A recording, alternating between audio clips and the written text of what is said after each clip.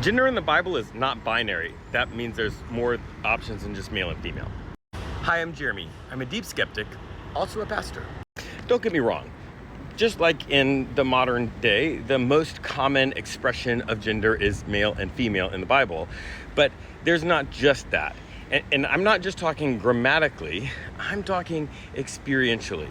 Now look, you're not gonna find the word trans anywhere in the Bible. Transsexual, transgender, in the T in the LGBTQ, because that is a new word. It's actually a new ideological concept compared, historically speaking. But you will find something in the Bible that is pretty close, at least the scholars that I read would say, pretty close to the experience of trans people in the modern world. It's a word that you'll find in there called eunuch. Typically, eunuchs were people who were assigned a male gender at birth and then had their reproductive organs removed prior to puberty. But it wasn't always that way. And what's really interesting is something that Jesus says in Matthew chapter 19. Jesus talks about eunuchs who were made that way sort of involuntarily, and those who chose to have that.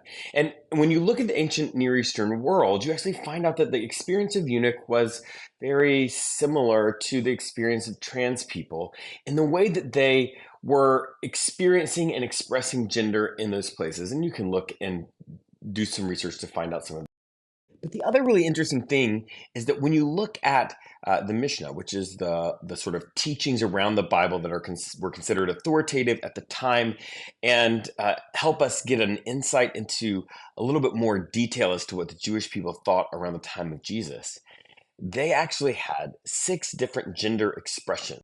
Male, female, androgynous, a person who was assigned female at birth and then became more masculinized and was not able to have kids, and then a eunuch, which was generally a male who, like I said, but then there was one more that I think is really, and then there is this term that is for people who don't find themselves as male or female, but are somewhere in between, sometimes feel both, sometimes feel neither.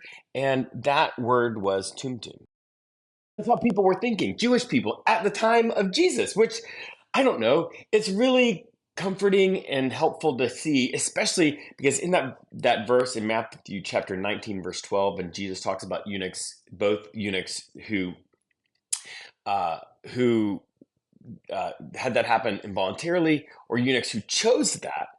Jesus speaks of them in a positive way. Jesus doesn't demean them, and that is this sort of beautiful acceptance of the trans experience as it's shown in the Bible. That, I don't know, it's just wonderful, and so I thought you might want to know.